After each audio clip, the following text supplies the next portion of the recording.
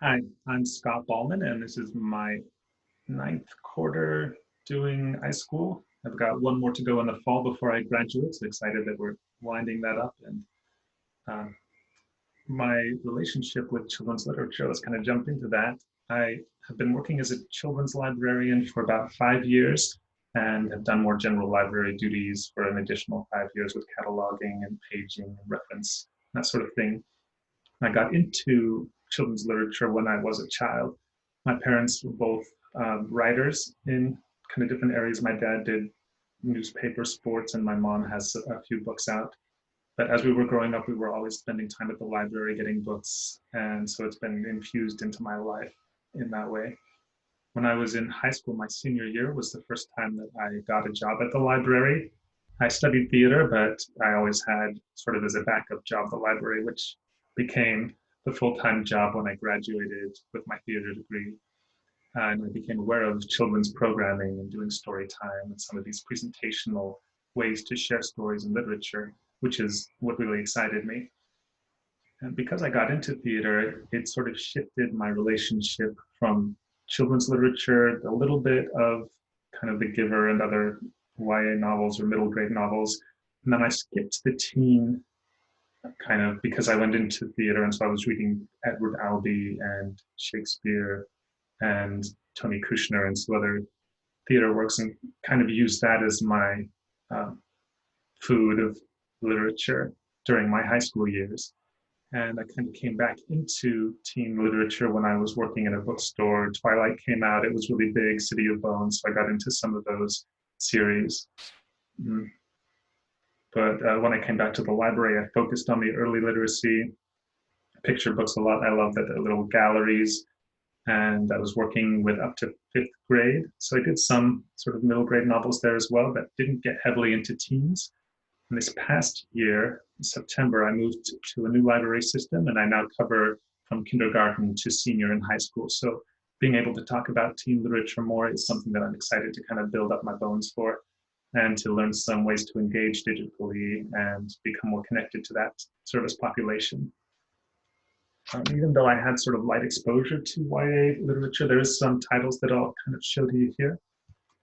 In middle school, this was my favorite book, except maybe Ender's Game, but this one seems more apropos with our current situation, with everyone living in these domes to protect themselves from the environment, which had become polluted and corrupt. And it takes this is Out There by Adrian Stoutenberg, and it follows the story of a group of kids who decide they want to leave this enclosed city with their sort of wilderness guide and go find out what is out there.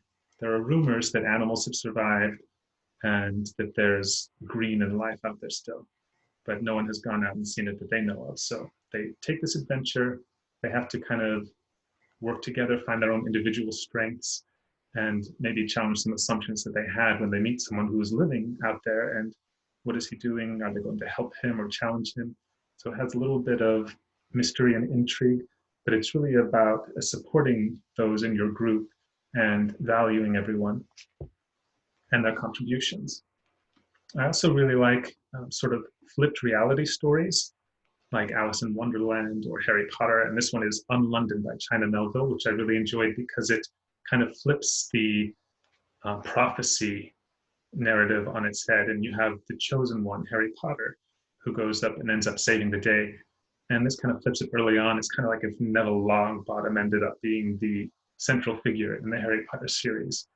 So Unlondon takes place in our world and the alternate world where all of the trash and refuse seeps through into that dimension and the pollution. So it's the story of a set of girls who are trying to save our world and this alternate world at the same time. And when I got into college, I did explore some other YA works. This was Will Grayson, Will Grayson.